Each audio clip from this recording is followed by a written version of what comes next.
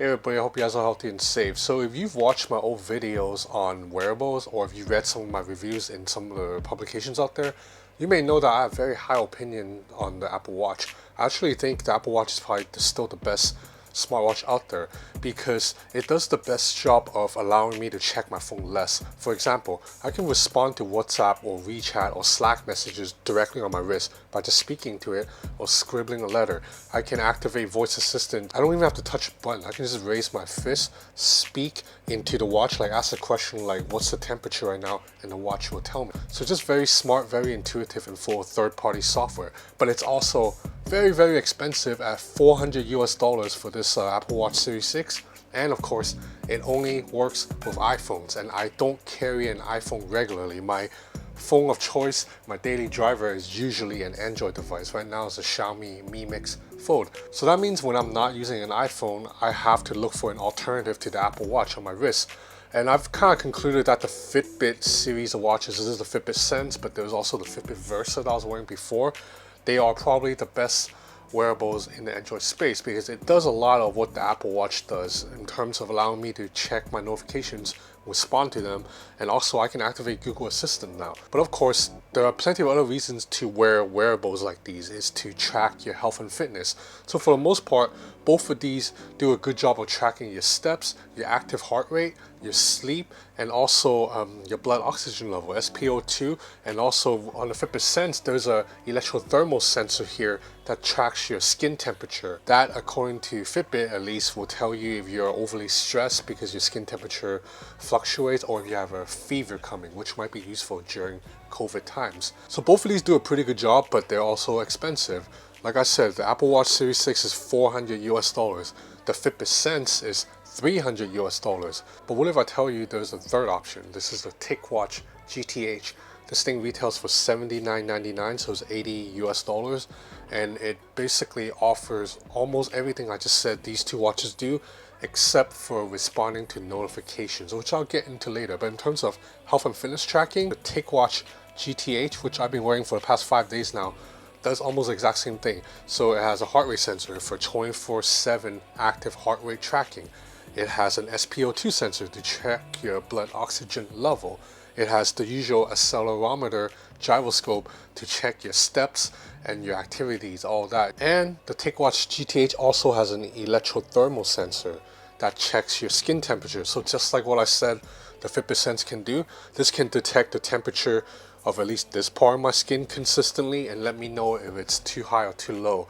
Now, according to TicWatch, this can be helpful to detect if you have COVID. Now, I gotta say up front, we have to take these marketing claims with a grain of salt. At least the more serious claims, like how this watch can detect if you have COVID, or if the Fitbit Sense can detect if you're overly stressed. And I'm not just talking about the Fitbit and TicWatch, but also the Apple Watch. Apple makes a lot of big health claims with the Apple Watch, including the ability to conduct an ECG, electrocardiogram, that according to Apple has saved the lives of several people because the watch detected they have a heart problem and they went to a doctor and got surgery. But you know, these are all individual claims that have not been verified. Actually, a lot of medical professionals say a watch like that cannot give you a full picture of your heart health. Just like I'm pretty sure the Fitbit Sense cannot fully determine how stressed I am. Likewise with the TicWatch GTH, it says the skin temperature will help you detect COVID, but you know, just take it with a grain of salt. It is a useful indicator of maybe something's wrong. So because the TicWatch GTH is relatively cheap for $80, some compromises have to be made in hardware, and I think you can already tell. So this is a 1.5-inch LCD panel. You know, it doesn't get that bright compared to the Apple Watch. The screen doesn't look that good. And also the bezels around the screens are freaking huge compared to the bezels in the Apple Watch or the Fitbit Sense. But you do have an aluminum body that feels a little bit more premium than the plasticky Xiaomi band or the Honor bands. And you get a little rubber strap that you only get one strap. You don't even get an extra strap in the packaging, but they do fit my wrist comfortably. I think most people should be fine because there are a lot of notches, man. So even if you have a really thick wrist, should be okay.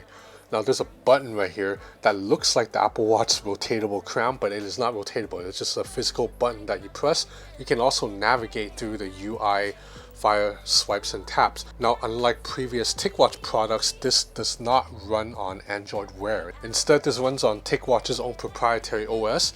It's relatively light and it doesn't have a lot of third-party support, basically almost no third-party support, but still the UI is quite intuitive to use. And Mobvoi, because they've been releasing wearables for several years now, their software is actually pretty damn good. Okay, so this is the Mobvoi app. I have it installed on the Xiaomi Mi Mix Fold right now. That's why the app looks so big.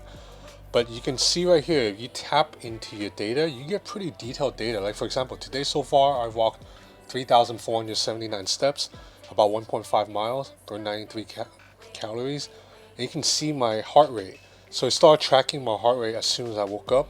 My blood oxygen level at 96%, which is okay. Skin temperature, I guess it hasn't tested skin temperature today. And for sleep, so you see here, it can tell that I slept 5.5 hours. Now, this is not super accurate. I'll get into it a little bit later, but they do give you a detailed breakdown of your sleep, including your sleeping heart rate and also your blood oxygen during your sleep. So this thing is working continuously even when I'm unconscious.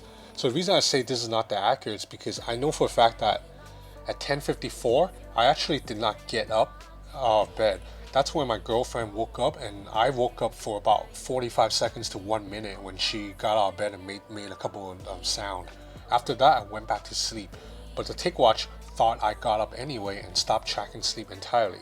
I know for a fact that if I was wearing a Fitbit Sense, it would have been intelligent enough to know that I was only up for 1 minute and I went back to sleep, so to continue tracking. Basically what I'm saying is I slept more than 5.5 hours. I think I got about 7 hours of sleep total, so this isn't quite accurate. But other than that, I'm happy to report that the heart rate and the step count are both relatively accurate because I wore it side by side with an Apple Watch and the numbers match up. So overall, the software is pretty well built, and you have quite a lot of watch faces to choose from, considering the fact that there's almost no third-party support. Now let's look at the UI of the TicWatch GTH. So it's a swipe-heavy interface. You swipe down to jump into settings, swipe up to check your notifications. So like I said earlier, you can receive notifications from your phone. It mirrors what you get from the phone, but you cannot interact with them, meaning you can only read it. You can't respond to them. So that's a bummer because I really like using the Apple Watch because I can respond directly on my wrist. I don't have to pull out my phone to text someone back. You cycle through left and right to go through several menus. You have right here this keep tracks of your basic numbers, and right here you'll see your most recent numbers. So you see my last blood oxygen level is 97%. Skin temperature, let me put it on and test it out right now in real time. So I got 35.5, which is quite normal. So I don't have a fever, I don't have COVID. Another thing the TicWatch GTH does very well is battery life. So Mobvoi is advertising that you can get 8 days of use on a single charge. I have not used this for over 8 days yet, but I can tell it's on pace to meet those claims. If you can put up with the fact that the design doesn't look as nice as the Fitbit Sense or the Apple Watch, the screen doesn't get as bright, you can't really respond to notifications, and the bezels are quite thick, you have yourself a pretty functional fitness tracker that keeps track of everything that you would need. You know, your exercises, if you're going hiking, your steps, your heart rate, your sleep, although sleep's not entirely accurate, your blood oxygen level, your skin temperature. The latter is something that even the Apple Watch can do and was a big part of the Fitbit Sense's marketing. Fitbit made a big deal about the skin temperature sensor, and it was part of the reason why this watch had to be $300 US. Now you can get it on the TicWatch GTH for $80 US.